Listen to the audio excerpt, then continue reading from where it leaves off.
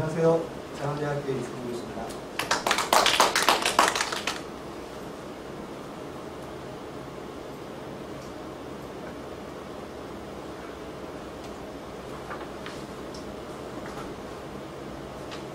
귀한 이런 자리에 발표를 할 수 있어서 대단히 영광스럽게 생각을 하고요.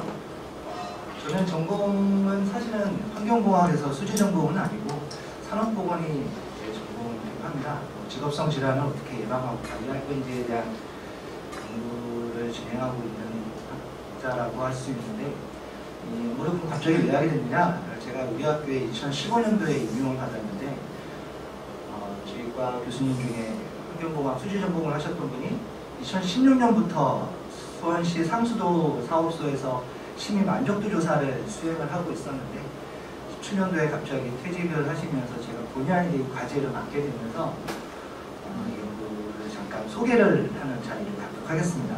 왜 그러냐면, 최근에 안전환경보건 재난을 포함해서 관련된 법령이 상당히 많이 바뀌어가고 있죠. 저도 도대체 어떤 법이 어떻게 바뀌어가는지 모를 정도로 제 전공만 잠깐 보면 산업안전보건법도 최근에 전면 개정 수준에 바뀌었고, 또한 중대재해처벌법도 예시가 될 수 있을 거고, 또 환경부도 비록 한 4, 5년이 지났지만 유해물질관리법이 화학물질관리법, 화평법 등으로 점점 환경안전보건에 관련된 법령은 강화되고 있는 추세라고 볼 수 있을 것 같습니다.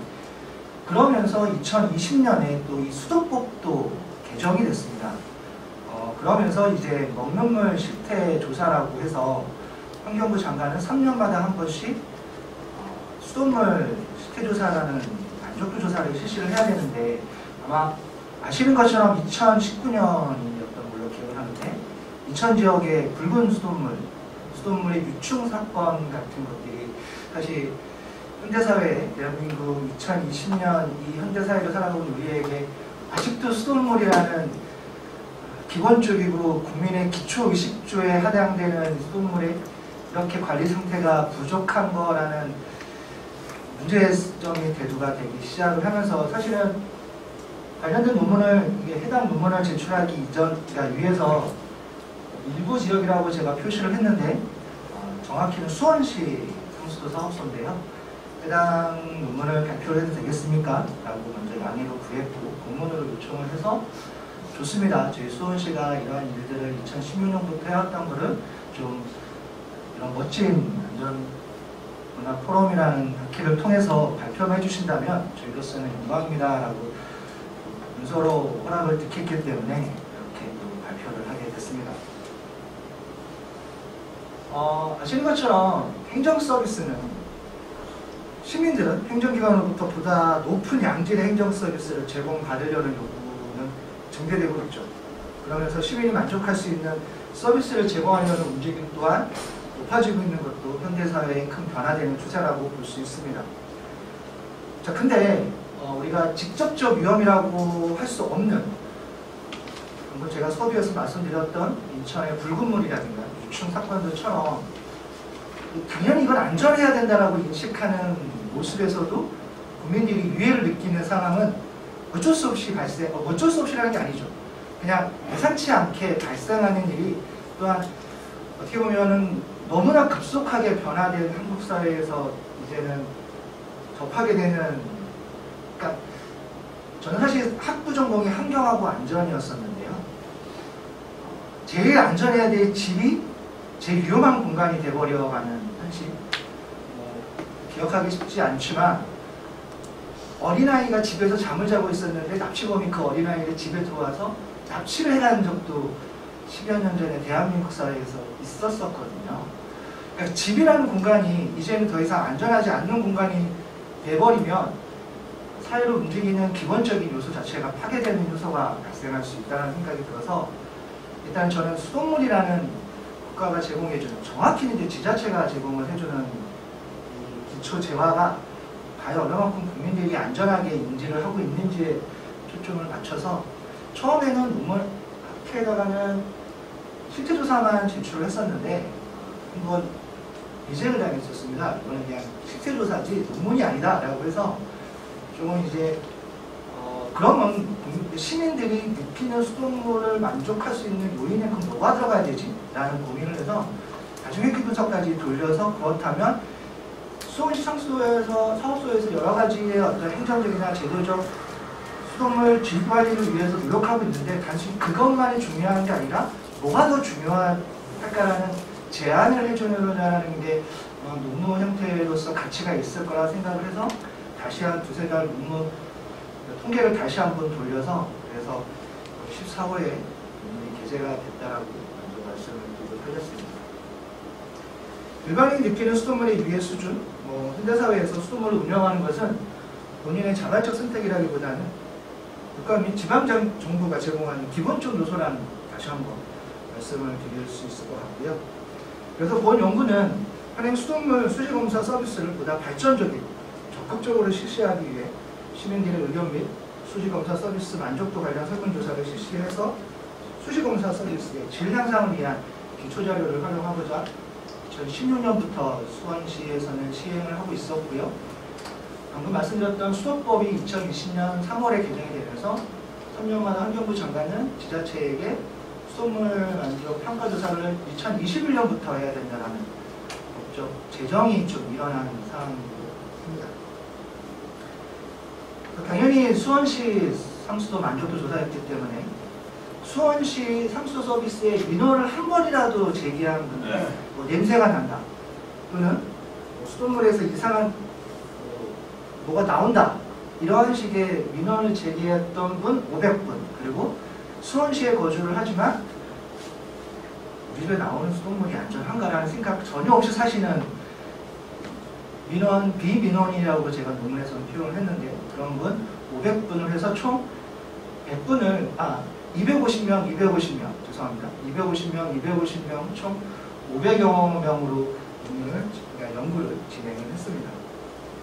당연히 설문 연구 같은 경우는 그 설문 항목의 타당도, 검증도는, 신뢰도는 당연히 확보를 해야 되는 부분을 당연히 진행을 했고요.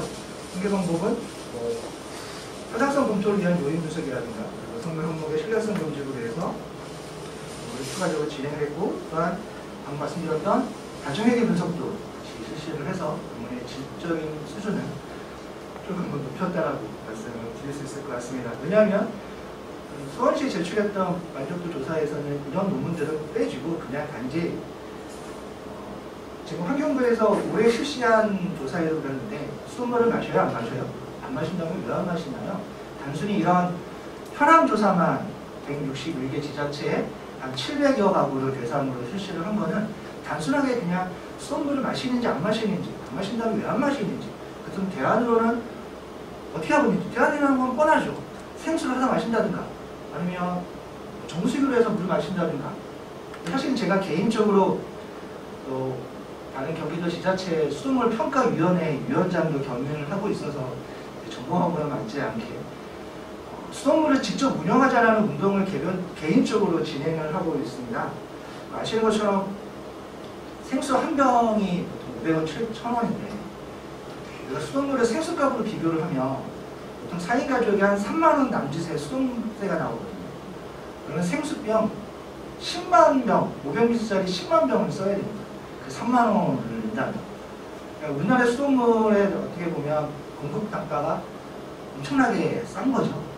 생수 가격이랑 비교를 했었을 때. 그 얘기는 수돗물의 소중함을 모른다라고도 생각을 한다라고 저는 개인적으로 생각을 합니다. 수돗물 평가위원회 업무를 하다 보니까. 그래서 시 체육대회나 이런 데에 무상으로 브레인 테스트 하는 거죠. 생수병 놔두고 수돗물 갖다 놓고 직접 운영해보시고 어떤 게 수돗물이세요? 대부분 다 틀립니다. 생수를 가지고 수돗물이다라고 이야기하시는 분들이 많고, 그런 부분 같은 경우는 수돗물에 대한 막연한 불안감이 더 수돗물 만족도 조사를 통해서 도출된 결과가 아닐까라는 생각도 좀 해봤었는데, 그 결과를 보면 당연히 인구통계학적 결과는 들어갔고요. 그리고 이제 말씀드렸던 민원인과 일반 시민간 수돗물에 대한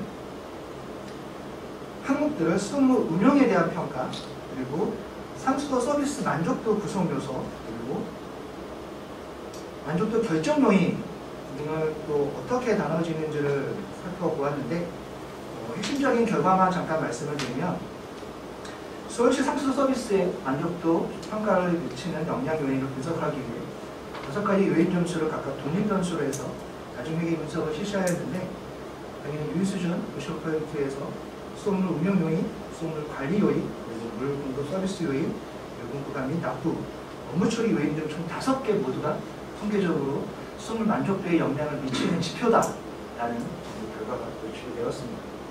표준회계 분석값을 비교해보면 수주 관리 요인, 업무 처리 만족도, 농분 부가 및 납부 순으로 만족도라는 그 결과치에 높은 독립변수를 보이고 있었고, 이러한 결과가 의미하는 바는 상수 서비스와 관련이 깊은 수주관리 개선이라든가 상수 사업소의 직원의 업무 처리 만족도라든가 수요금 등에 대한 만족도가 높을수록 상수 서비스의 전반적인 만족도 평가 점수가 높아진다고 할 수 있다는, 어떻게 보면 이 연구에서 단순한 현황 조사가 아닌 연구에서는 가장 중요한 연구 결과라고 말씀을 드릴 수 있을 것 같습니다. 결과적으로 상수 서비스는 수주관리 개선과 수원시 상수도 사업소 담당자의 업무 처리 능력과 태도가 그 평가에 큰 영향을 미치기 때문에 직원 교육도 강화해야 되고, 그러니까 그래서 사실 이제 보고서를 줄 때는 이런 말씀 안 드렸는데, 논문 결과를 가지고 사전에 이제 논문 내도 되겠습니까? 라고 논문을 요청했고 됩니다. 라고 논문이 최종 업체됐습니다. 라고 논문을 갖다 드리면서 만족도 높이려면 딱 하나 하셔야 됩니다. 상수 서비스, 그러니까 상수도 사업소 직원들 만족도, 그러니까 직원들 개개인의 능력 높이는 여러 가지 활동들을 하시라고.